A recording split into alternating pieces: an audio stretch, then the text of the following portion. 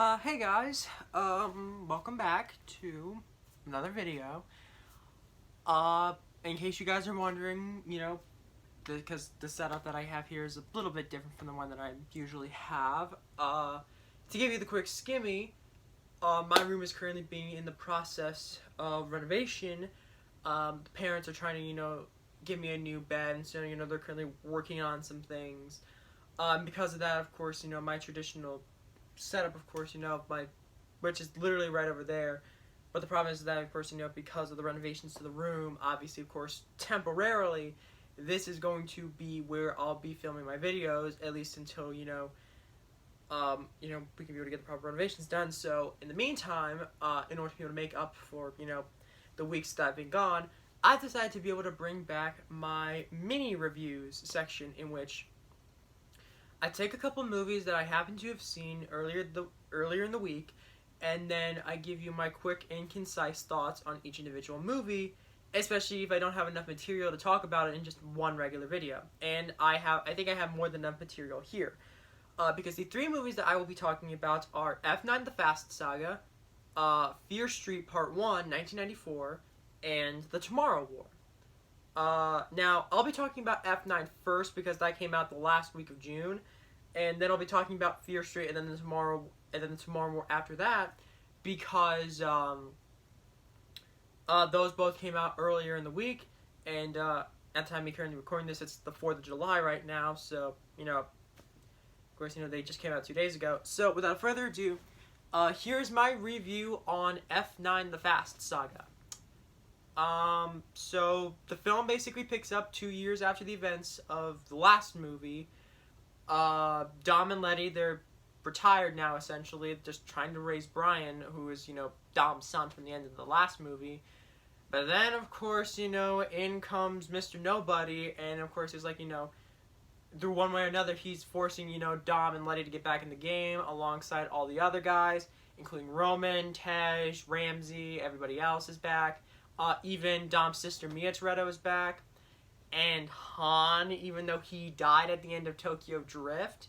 We'll get back to that, don't worry. But then it's revealed the fact that the big threat that the group is facing off against in this movie is actually Dom's brother Jacob, who is played by none other than John Cena, and wouldn't you know it, he happens to be working for Cypher, who was the big villain of Fate of the Furious. And apparently the big mission that they're trying to do is that they're trying to stop Jacob and Cypher from getting this device called Ares that allows them to essentially be able to hack into the World Wide Web and basically remake it in their own image. Basically, the device that they have is basically just the whatever Solid Snake was going to be doing in Metal Gear Solid 2. It's that crazy. And, did I think Hobbs and Shaw was the craziest of all of them, because not only does this movie have magnets that they use to literally control all the other cars around them, but yes, this is indeed the Fast and the Furious movie where they go to outer space. I didn't think the fact that this franchise could get any more dumber than having to fight off a genetically enhanced super soldier who intends to spread a virus that will wipe out half of the world's population. But then this franchise makes me realize, no, they can get stupider. And don't get me wrong, I love it, because, some days you just want to turn your brain off and you just want to have fun. And that's exactly what F9 is. It's fun. The pros and cons of this movie are that it's a Fast and the Furious movie. What else do you expect? The pros, it's a Fast and the Furious movie. Expect a lot of really out there stunts, really bizarre, just insane action sequences. Cons to the movie. It's a Fast and the Furious movie. It's not really firmly set in reality, to be honest, anymore, because, definitely around Fast 5 was when things definitely began to be going in that direction. But man, have they really gone far off the beaten path. Remember how in the first Fast and the Furious movie, it was basically just Point Break, but with cars? Now we're literally stopping a device that can literally hack into the internet, and we're going to outer space. Like, that's how crazy things have gotten. And of course, everybody involved, they definitely do play other roles to perfection. Really do love the new additions of John Cena. Of course, John Cena is probably one of the best so far wrestlers turned actors, and I really am intrigued to see what he's going to be bringing to potentially future sequels, and potentially to what he will be bringing in both the Suicide Squad, which I definitely will 100% be reviewing later in August, and of course the Peacemaker HBO Max series that will not be coming out until January of next year. So I'm definitely intrigued to see where exactly both of those projects are going to be leading, because John Cena is in both, so yeah. And then, of course, always fantastic seeing Michael Rooker and stuff. I mean, I love him as Yondu in Guardians of the Galaxy and other things like that. Michael Rooker is a fantastic actor, and I was completely surprised when he ended up showing up in this. I was also so surprised to see Kurt Russell ended up coming back for this as well, which is really cool. And surprisingly enough, Cardi B is actually in the movie. But the only note of that I have that's really interesting is that my friend David, that I went to go see this with, in case you're, oh, dang it, I just realized the fact, because I have two friends named David. One of them is currently, he goes to the same school as me, and he's basically the dungeon master for the D&D sessions that I usually attend. And the other one is significantly older than that one, and, he has a kid. So I want to mention the fact that it was the latter David that I saw this with. But when we saw this, he initially thought that Cardi B was Beyonce. That's really the only thing I know that I have to say to that, is that my friend thought that Cardi B was Beyonce. So that's really about it for that. But yeah. Oh yeah, they actually, they explain how Han is apparently back. Apparently really convincing holograms. Honestly, it doesn't really matter. What I am intrigued by was that mid-credits scene, and to anybody who's seen the movie, you know exactly what I'm talking about, but, yeah, and okay, so, quick summary of what my thoughts on it is, it's a Fast and the Furious movie. It's basically what you've come to expect from this franchise. Fast cars, extreme stunts, just out there, just ridiculous plots, and of course, fam. So yeah, I'm going to give Fast and the Furious, I'm going to give F9 The Fast Saga a 6.5 out of 10. It's definitely that kind of movie that definitely kind of, you guys get what I'm trying to say here, right? So yeah, that concludes that. Now I'm moving on to the other two movies that I saw earlier in the week. The first one being Fear Street Part 1, 1994. Now, I knew a little bit about Fear Street because, this was actually the series of books that R.L. Stine had actually written before he did the Goosebumps series, which is mainly what I know R.L. Stine for, both in terms of the Goosebumps books and also the Goosebumps live-action series that they made in the 90s. And, of course, it was available on Netflix at the time I first watched it.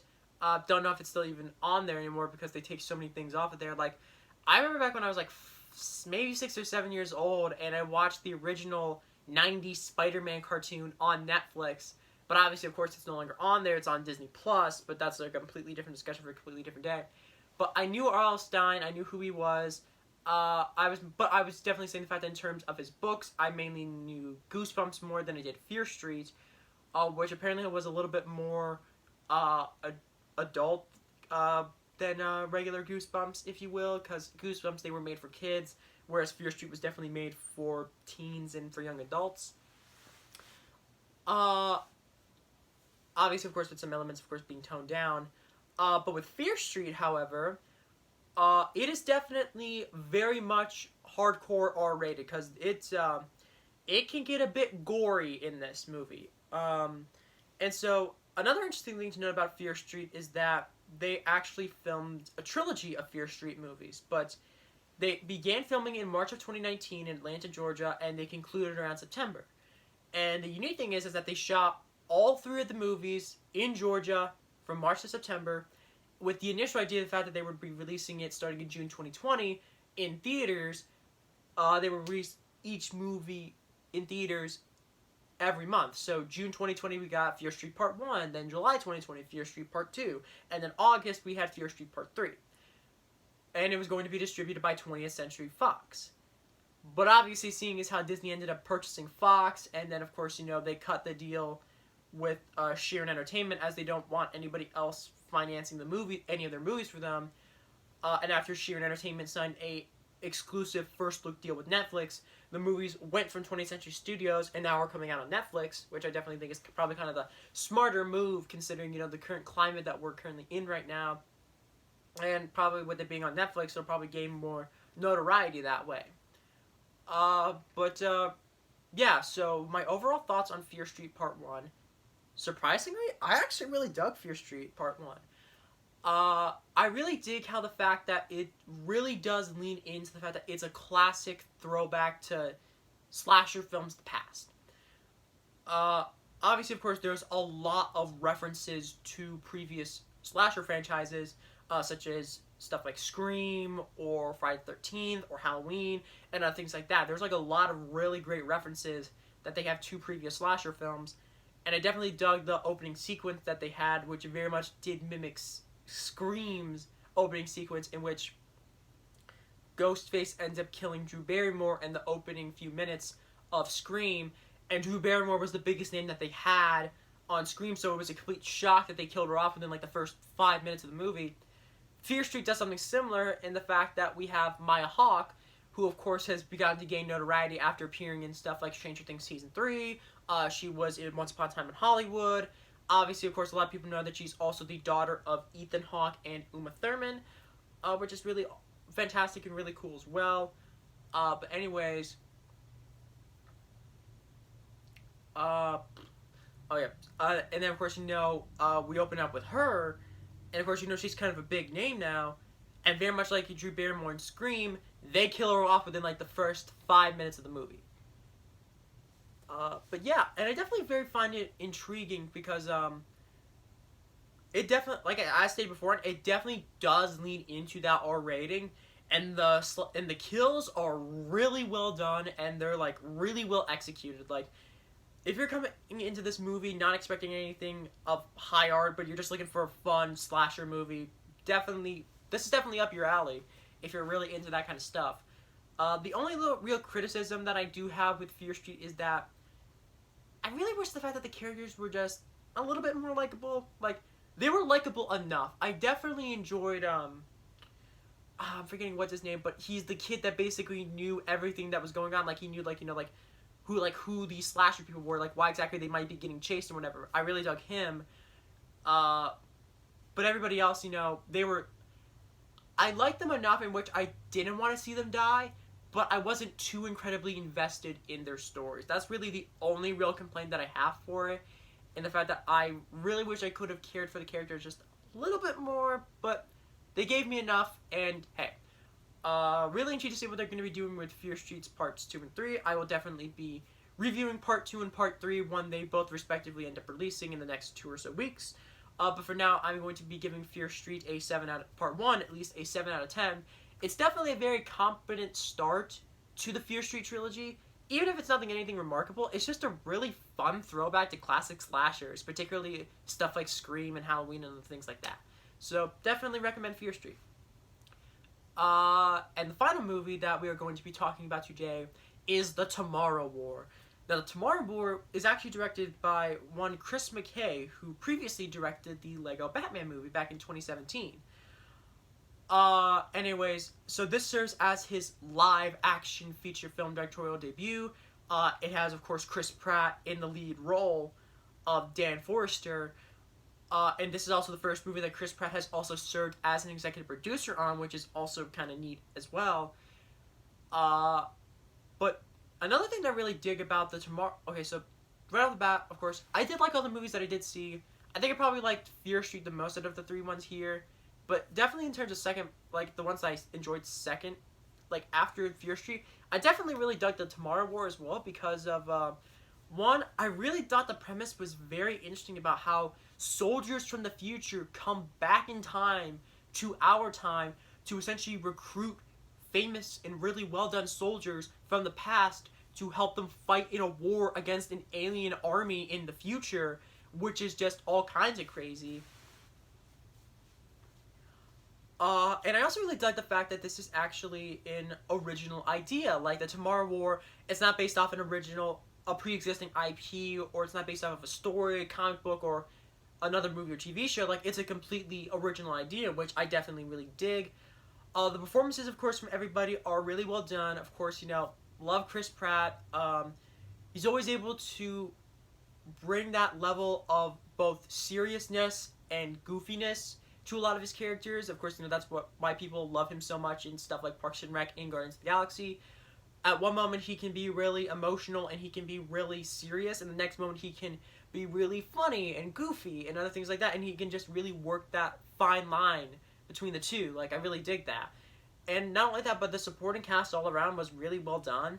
The action sequences, of course, as well, were really well put together, were really well made. And not only that, but there was, like, a lot of really fantastic, like still images. Like, there's a lot of really cool shots in here. Like, there's one particularly towards, like, the middle of the movie in which they're out in the docks. Like, it's like a little area out in the, it's like a little harbor out by the ocean or something like that, where they mainly do the research against aliens, and it's where it's the main base of where they are able to function the time travel equipment that they can use to send people back and forth in time. And there's a particular sequence towards the end that everybody who's seen the movie knows what I'm talking about. There's a scene in which, like, somebody's falling down from the thing, and then Chris Pratt's character's, like, jumping off the thing trying to grab them.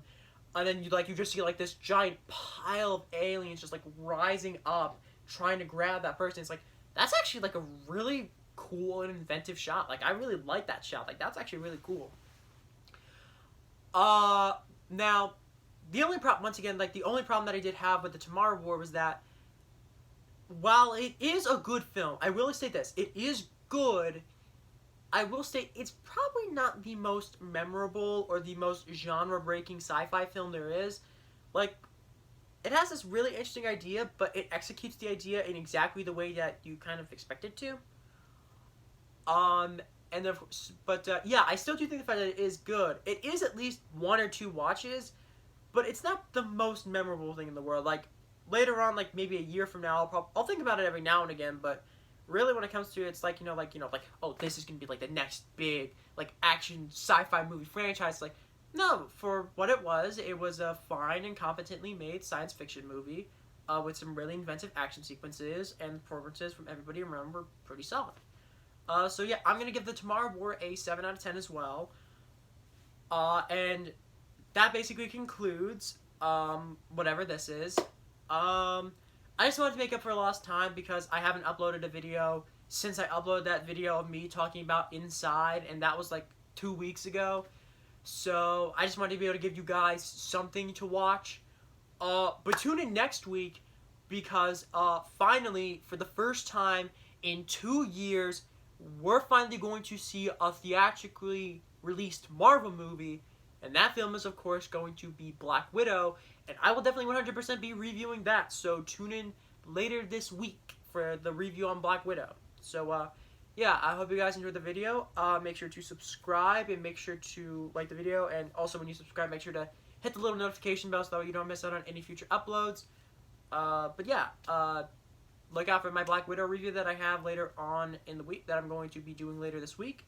And, yeah, as always, stay gold.